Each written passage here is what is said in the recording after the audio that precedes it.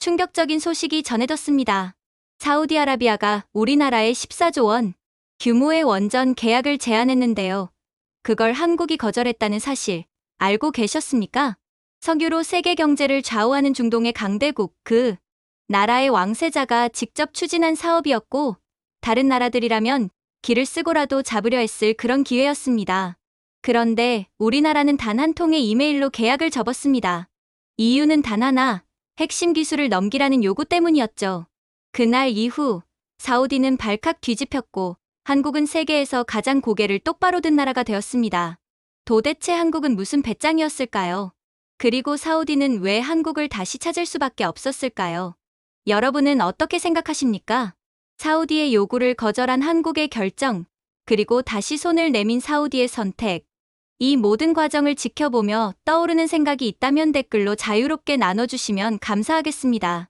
그리고 이런 이야기, 어디서도 쉽게 들을 수 없습니다. 앞으로도 한국의 진짜 가치와 세계가 놀란 우리 기술의 힘을 전해드리겠습니다. 구독 버튼 한번 눌러주시면 다음 이야기에서 더 깊이, 더 흥미롭게 찾아뵙겠습니다. 감사합니다. 2024년 7월 23일 사우디아라비아 리야드 킹 압두라지즈 센터 내 비공개 회의실에서 중동 에너지 정책을 결정할 핵심 인물들이 모였습니다. 국영 원자력 및 재생에너지 프로그램 NREP 책임자 칼리드 알팔리흐 에너지부 장관, 압두라지즈 빈 살만, 그리고 왕세자 무함마드 빈 살만이 참석한 자리였습니다. 테이블 위에는 두꺼운 보고서가 놓여 있었습니다. 제목은 사우디 원전 프로젝트 협력국 재검토 보고서였습니다.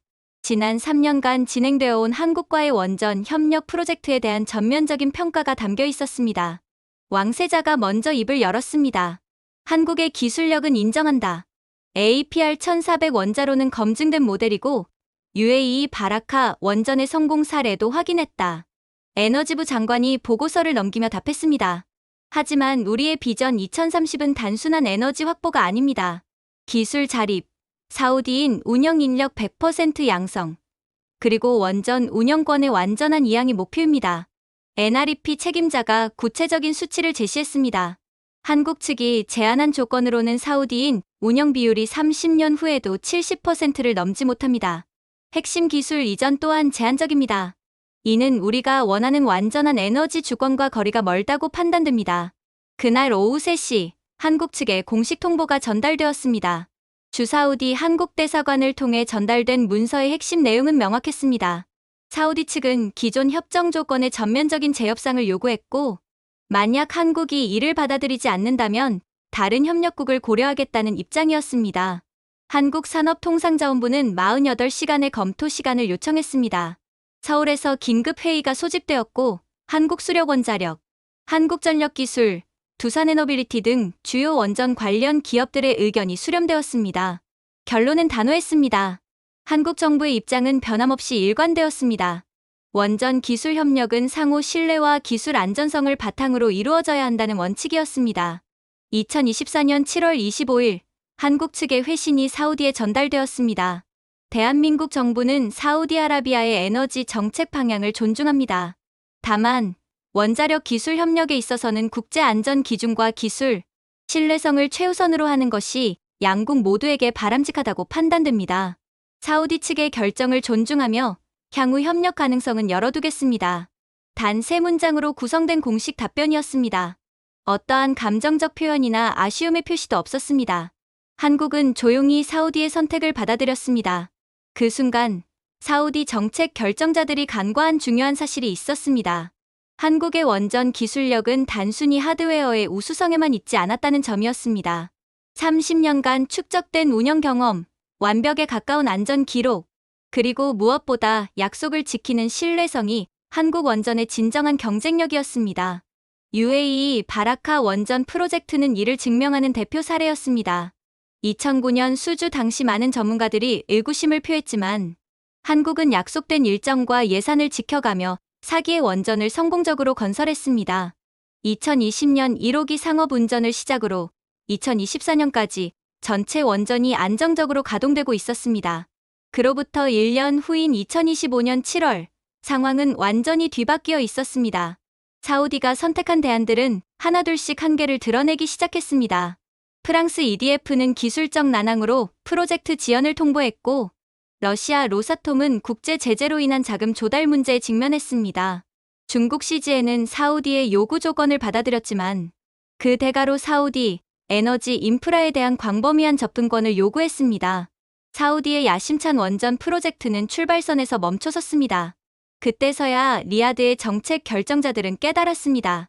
한국이 제공했던 것은 단순한 기술 이전이 아니라 신뢰할 수 있는 파트너십이었다는 사실을 말입니다. 하지만 한국은 이미 다른 길을 걷고 있었습니다. 조용한 강자의 품격을 잃지 않으면서도 새로운 기회를 향해 전진하고 있었습니다. 2010년 12월 아랍에미리트 아부다비에서 한국이 바라카 원전 수주에 성공했다는 소식이 전해졌을 때 사우디아라비아 에너지 관료들의 반응은 냉담했습니다. 당시 사우디 에너지부 고위 관계자는 비공개 회의에서 이렇게 평가했습니다. 한국은 자동차와 전자제품 조립은 잘하지만 원자력은 프랑스나 미국의 영역이다. 이러한 시각은 중동 전체의 일반적인 인식이었습니다. 원자력 기술의 최고봉은 프랑스의 아레바, 미국의 웨스팅하우스, 러시아의 로사톰이라는 것이 정설이었습니다. 한국은 단지 기술을 배워서 따라하는 후발주자로 여겨졌습니다. 그러나 5년 후 상황은 완전히 달라졌습니다. 2020년 8월 UAE 바라카 원전 1호기가 상업 운전을 시작했습니다. 한국이 약속했던 일정보다 6개월 앞당긴 성과였습니다. 더욱 놀라운 것은 예산이었습니다. 당초 계약된 200억 달러보다 3% 절약된 상태로 프로젝트가 완료되었습니다. 국제원자력기구는 바라카 원전을 21세기 원전 건설의 모범 사례로 평가했습니다. 프로젝트 기간 중 중대한 안전사고가 단 한 건도 발생하지 않았으며 현지 인력 양성과 기술 이전 또한 계획대로 이행되었습니다. 이때부터 사우디의 시선이 바뀌기 시작했습니다. NREP 내부 보고서에는 다음과 같은 분석이 포함되어 있었습니다. 한국의 APR1400 모델은 사막 환경에 최적화된 냉각 시스템과 모듈화된 설계를 갖추고 있다. 특히 해수 담수화 연계 기능은 우리의 물 부족 문제 해결에 직접적으로 기여할 수 있다. 2018년 3월 무함마드 빈 살만 왕세자는 비전 2030의 일환으로 원전 도입을 공식 선언했습니다. 총 2기 건설, 2.8기가와트 용량, 예상 사업비 280억 달러 규모였습니다. 사우디 정부는 이를 통해 연간 2천만 톤의 이산화탄소 배출을 줄이고 원유 수출 여력을 확보한다는 계획을 발표했습니다. 입찰 공고가 나자마자 전 세계 주요 원전 업체들이 관심을 표명했습니다.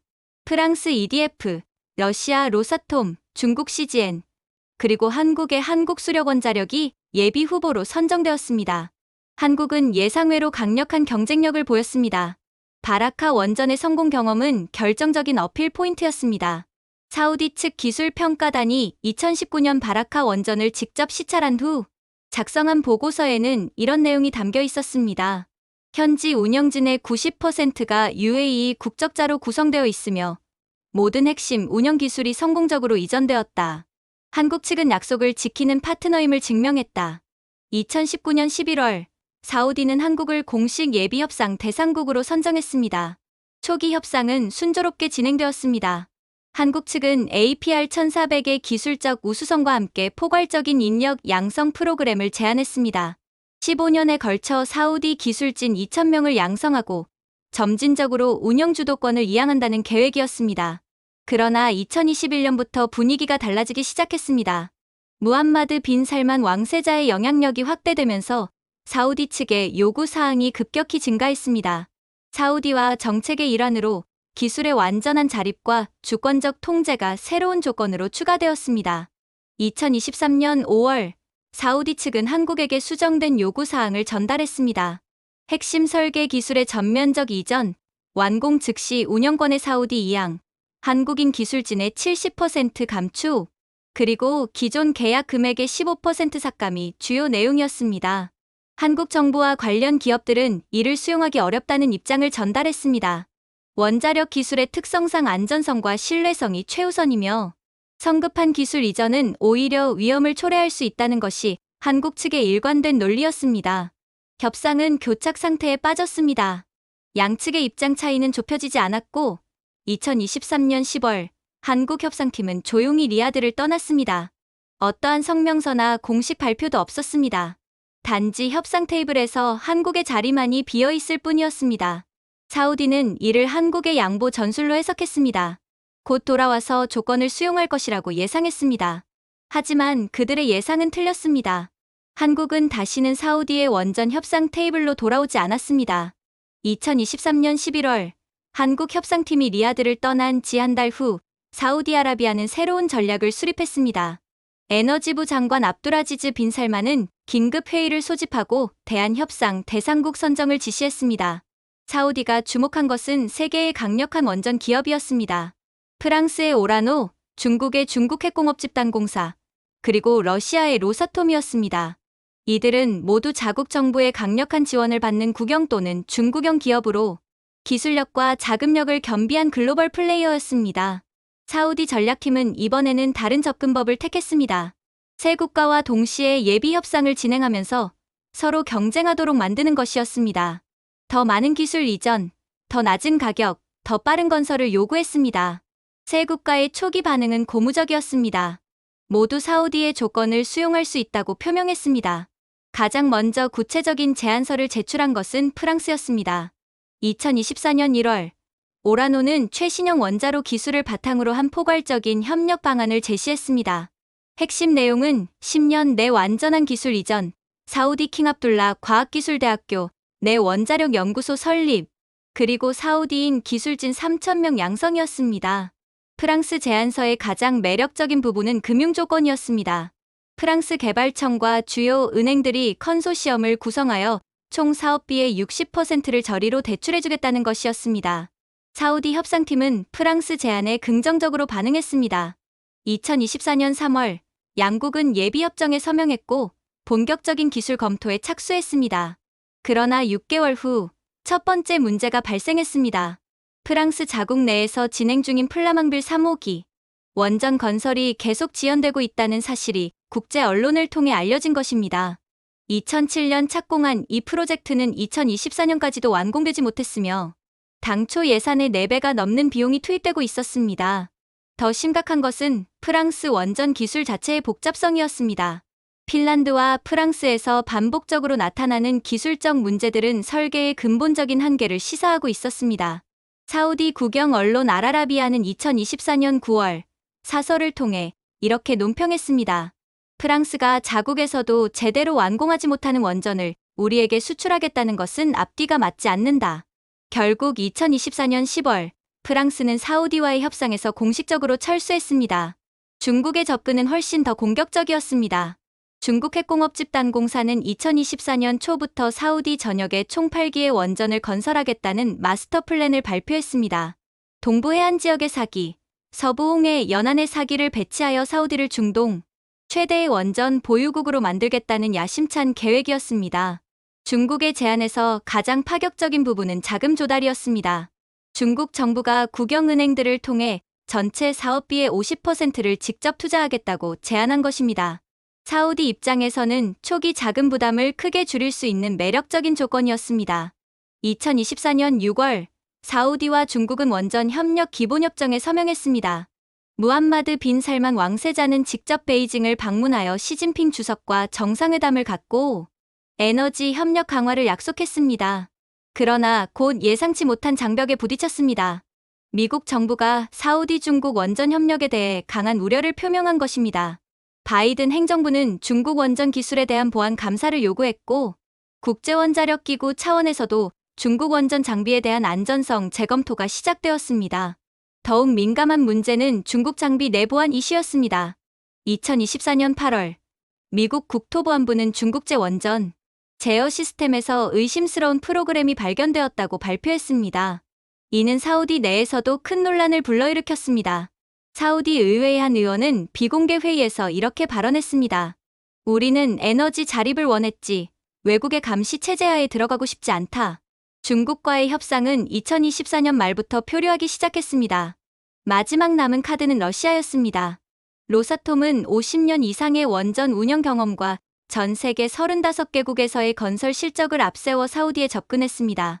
특히 자국의 최신형 원자로의 경제성과 안전성을 강조했습니다. 러시아의 제안서는 다른 국가들과 차별화된 조건들을 담고 있었습니다. 건설 비용을 30% 절약할 수 있는 모듈화 건설 방식, 완공까지 평균 7년이라는 단축된 공기, 그리고 무엇보다 정치적 간섭 없는 순수한 기술 협력을 약속했습니다. 2025년 1월, 사우디는 로사톰과 원전 건설 기본협정을 체결했습니다. 양국 관계자들은 이를 21세기 에너지 협력의 새로운 모델이라고 평가했습니다. 그러나 서명식 불과 한 달 후 상황이 급변했습니다. 우크라이나 전쟁이 장기화되면서 러시아의 재정 상황이 악화된 것입니다. 국제 제재로 인해 핵연료 공급망에 차질이 생겼고 건설에 필요한 첨단 장비들의 수입도 제한되었습니다. 결정적인 순간은 2025년 2월에 왔습니다. 로사톰이 자금 유동성 문제로 계약금 지불을 연기하겠다고 통보한 것입니다. 사우디 산업부는 즉시 성명을 발표했습니다. 러시아 측의 일방적인 계약 조건 변경으로 인해 협력 관계를 재검토할 수밖에 없게 되었다. 사우디는 3번의 선택에서 모두 기대했던 결과를 얻지 못했습니다. 18개월 동안의 노력이 허사가 된 것입니다. 에너지 수급 보고서는 충격적인 내용을 담고 있었습니다. 야심찬 미래도시 네옴시티의 전력 수요가 예상보다 32% 초과한 반면 공급은 계획의 절반에도 미치지 못했다는 것이었습니다. 네옴시티는 사우디 비전 2030의 핵심 프로젝트였습니다. 5천억 달러가 투입되는 이 스마트시티는 100% 재생에너지로 운영되며 전 세계 탄소 중립 도시의 모범이 될 예정이었습니다. 하지만 현실은 달랐습니다. 태양광 발전은 주간에는 충분한 전력을 공급했지만 야간과 악천후 시에는 전력 부족이 심각했습니다. 배터리 저장 시설로는 24시간 지속적인 전력 공급을 감당할 수 없었습니다. 천연가스 발전으로 보완하려 했지만 이는 탄소 중립 목표와 정면으로 충돌했습니다. 결과적으로 네옴시티는 잦은 정전에 시달렸습니다. 입주 예정이었던 글로벌 기업들이 하나둘 계약을 취소하기 시작했고 거주민들의 항의가 연일 이어졌습니다. 블룸버그 중동파는 이를 신랄하게 비판했습니다. 네옴이 자랑했던 미래는 정전 속에서 멈춰섰다. 사우디의 원전 포기가 불러온 당연한 결과다. 2026년 3월, 사우디 정부는 비상에너지 수급위원회를 긴급 가동했습니다. 에너지부 장관, 재정부 장관, 그리고 왕세자의 측근들이 참여한 이 위원회의 첫 번째 논의 주제는 한국과의 협력 재개 가능성이었습니다. 하지만 상황은 이미 돌이킬 수 없을 정도로 변해 있었습니다. 한국은 사우디와의 협상이 중단된 이후 다른 시장으로 눈을 돌렸고 이미 견고한 파트너십을 구축한 상태였습니다. UAE와는 차세대 원전 기술 공동 개발 협정을 체결했습니다. 체코는 한국형 원전 4기 건설을 확정했고 폴란드는 6기의 원전 건설 계약을 한국과 체결했습니다. 이집트까지 한국 원전 도입을 결정하면서 한국의 원전 수주 잔량은 포화 상태에 이르렀습니다. 더욱이 한국은 차세대 소형 모듈 원자로 개발을 거의 마무리 단계에 있었습니다. 이 기술은 기존 대형 원전보다 건설 기간이 짧고 안전성이 높아 차세대 원전 시장의 게임 체인저로 평가받고 있었습니다.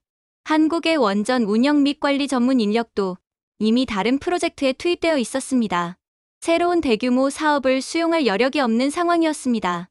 사우디 측이 조심스럽게 협력 재개 의향을 타진했을 때 한국 정부의 답변은 간결했습니다.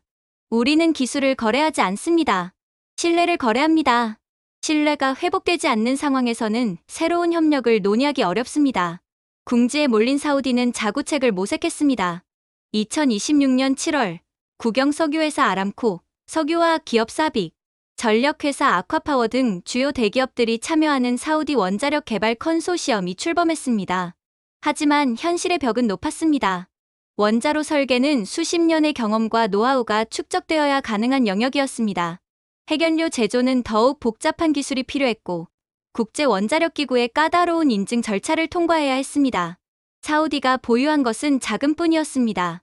기술은 없었고 경험도 부족했으며 국제적 신뢰도 잃은 상태였습니다.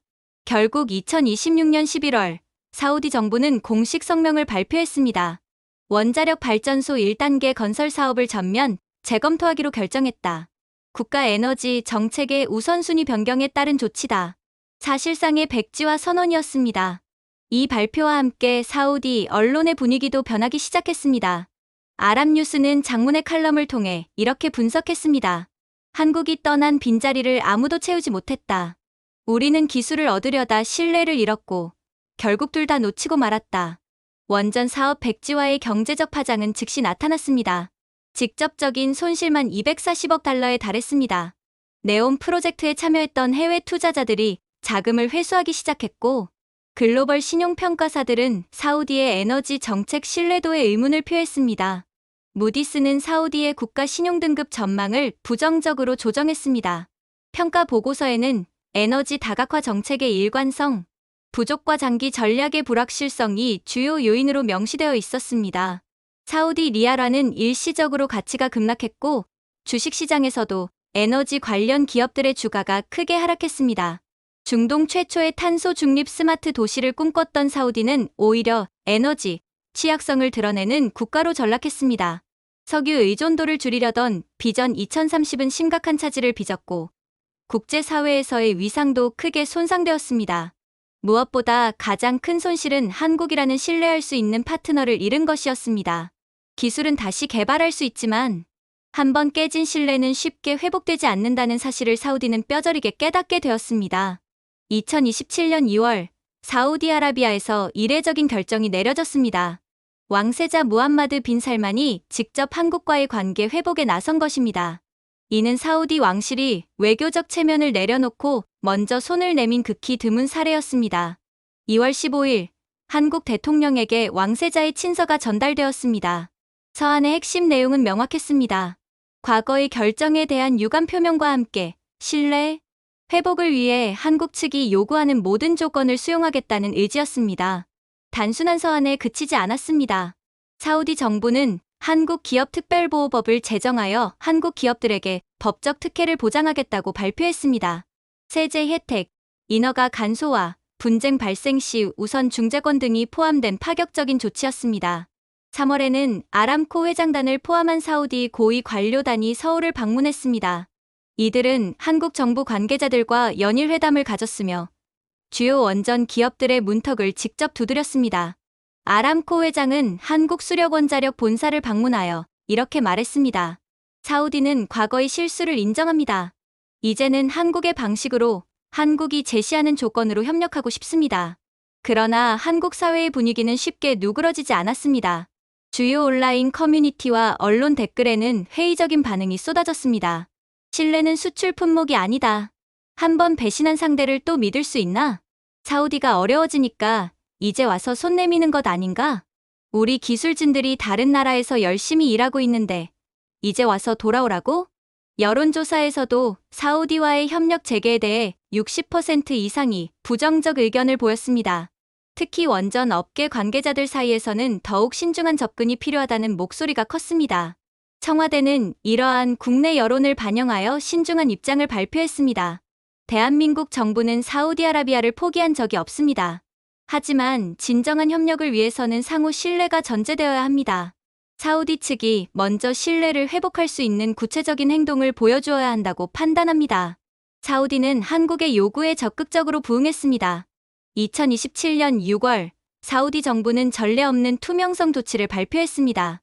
지난 원전 입찰 과정의 모든 문서를 공개하고 한국 기업들이 제시했던 원래 계약 조건을 100% 수용하겠다고 선언한 것입니다.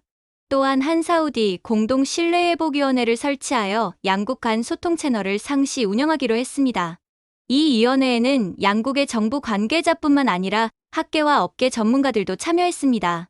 사우디의 이러한 노력에 한국 정부도 서서히 문을 열기 시작했습니다. 2027년 9월 20일 서울에서 열린 한사우디 에너지 협력회의에서 한국산업통상자원부 장관이 중요한 발표를 했습니다. 대한민국은 사우디아라비아와의 에너지 파트너십을 새롭게 시작하기로 결정했습니다. 상호 신뢰와 존중을 바탕으로 한 협력이 될 것입니다. 그러나 모든 것이 예전 상태로 돌아갈 수는 없었습니다. 지난 3년간 한국의 원전 산업 지형은 완전히 바뀌어 있었습니다. 가장 큰 변화는 인력 배치였습니다. 사우디 협상이 중단된 후 한국의 숙련된 원전 기술진 절반 이상이 다른 해외 프로젝트에 투입되어 있었습니다. UAE의 바라카 원전 추가 건설, 체코와 폴란드의 신규 원전 프로젝트, 이집트의 원전 도입 사업 등에서 핵심 역할을 담당하고 있었습니다. 이들을 사우디 프로젝트로 재배치하는 것은 현실적으로 불가능했습니다. 기존 계약 의무와 다른 협력국과의 신뢰 관계를 고려할 때 일방적인 인력 이동은 또 다른 외교적 문제를 야기할 수 있었습니다. 결과적으로 사우디 원전 프로젝트는 최소 2년 이상 지연될 수밖에 없었습니다. 새로운 기술진을 양성하고 기존 프로젝트가 어느 정도 마무리된 후에야 본격적인 착수가 가능한 상황이었습니다. 사우디 입장에서도 상황은 녹록지 않았습니다. 네옴시티의 전력 수급 문제는 여전히 해결되지 않았고 이미 투입된 인프라 투자의 상당 부분을 재조정해야 했습니다. 당초 계획했던 네옴시티의 규모도 30% 축소하지 않을 수 없었습니다. 무엇보다 사우디가 진정으로 잃은 것은 시간이었습니다. 2024년이면 가동을 시작할 수 있었던 원전이 2030년 이후로 미뤄진 것입니다. 그동안의 에너지 안보 공백과 경제적 손실은 돌이킬 수 없었습니다. 한 사우디 에너지 전문가는 현지 언론과의 인터뷰에서 이렇게 평가했습니다. 우리가 잃은 것은 한국의 기술이 아니라 한국을 신뢰할 수 있었던 기회였다. 기술은 다시 도입할 수 있지만 잃어버린 시간과 신뢰는 쉽게 회복되지 않는다. 2027년 말 한 사우디 원전 협력이 공식적으로 재개되었지만 양국 관계는 예전과 같지 않았습니다. 더욱 신중하고 더욱 조건부적인 협력이 시작된 것입니다. 2028년 3월 15일 사우디아라비아 네옴시티 외곽 지역에서 한국형 원전 기공식이 거행되었습니다. 4년 만에 재개된 한 사우디 원전 협력의 상징적인 순간이었습니다. 하지만 이번 프로젝트는 이전과 완전히 다른 조건에서 시작되었습니다. 기공식에서 한국수력원자력 사장이 발표한 협력 조건은 명확했습니다. 원전 소유권의 100% 사우디 이양은 없었습니다. 기술 이전은 안전성이 검증된 범위 내에서만 단계적으로 진행되었습니다. 운영 주체는 한국이 주도권을 갖되 사우디 기술진을 점진적으로 참여시키는 방식이었습니다. 과거 사우디가 고집했던 조건들과는 정반대였습니다. 하지만 이번에는 사우디 측에서 어떠한 이의도 제기하지 않았습니다. 사우디 에너지부 장관은 기공식 연설에서 이렇게 말했습니다. 우리는 깨달았습니다. 한국은 기술 그 자체만큼이나 신뢰가 거래되는 국가라는 것을 말입니다. 기술은 배울 수 있지만 신뢰는 쌓아가는 것이라는 교훈을 얻었습니다. 한국의 원전 기술에 대한 국제적 신뢰는 사우디 사태 이후 오히려 더욱 견고해졌습니다. 한국이 보여준 일관된 원칙과 신뢰성이 전 세계에 깊은 인상을 남겼기 때문입니다. 2028년 한 해 동안 한국이 체결한 원전 관련 계약은 역대 최대 규모였습니다. UAE는 차세대 원전 3기를 추가로 발주했습니다. 바라카 원전의 성공적인 운영 경험을 바탕으로 더욱 진보된 기술의 원전을 도입하겠다는 계획이었습니다. 유럽에서의 성과도 괄목할 만했습니다. 체코는 당초 계획보다 2기를 늘려 총 6기의 한국형 원전을 주문했습니다. 폴란드는 기존 계약을 조기 이행하면서 추가 계약을 검토 중이라고 발표했습니다. 루마니아도 신규 원전 입찰에서 한국을 우선 협상 대상국으로 선정했습니다. 아프리카와 동남아시아에서도 러브콜이 이어졌습니다. 이집트는 한국형 원전 2기 건설을 확정했고 베트남은 원전 재개를 검토하면서 한국을 최우선 파트너로 고려한다고 밝혔습니다. 2029년 국제원자력기구가 발표한 통계에 따르면 한국의 전 세계 원전 수출 점유율은 35%에 달했습니다. 프랑스와 러시아를 제치고 명실상부한 세계 1위 원전 수출국이 된 것입니다. 한국 원전의 경쟁력은 단순히 기술적 우수성에만 있지 않았습니다. 약속을 지키는 신뢰성, 투명한 협력 과정, 그리고 상대국의 주권을 존중하는 협력 방식이 핵심이었습니다. 국제에너지 전문가들은 한국의 성공 요인을 다음과 같이 분석했습니다. 첫째, 기술적 검증이 완료된 표준화된 설계. 둘째, 예측 가능한 건설 일정과 비용. 셋째, 장기적인 운영 지원과 인력 양성 프로그램. 넷째, 정치적 간섭 없는 순수한 기술 협력. 무엇보다 한국이 사우디 사태에서 보여준 원칙적 대응이 국제적 신뢰도를 크게 높였습니다. 단기적 이익을 위해 원칙을 굽히지 않는 모습이 다른 국가들에게 안정감을 주었던 것입니다. 2029년 말 리야드의 한국 대사관 앞에서는 뜻밖의 장면이 연출되었습니다. 현지 초등학생들이 한글로 쓴 현수막을 들고 나타난 것입니다. 삼성, 현대, 코리아, 다시 와줘서 고마워요. 한국은 사우디의 진짜 친구예요. 아이들의 순수한 감사 인사는 현지 언론을 통해 한국에도 전해졌습니다. 한때 갈등을 겪었던 양국이 진정한 파트너십을 회복했음을 보여주는 상징적인 장면이었습니다. 한국 대사는 이 광경을 보며 감회가 깊다고 소감을 밝혔습니다.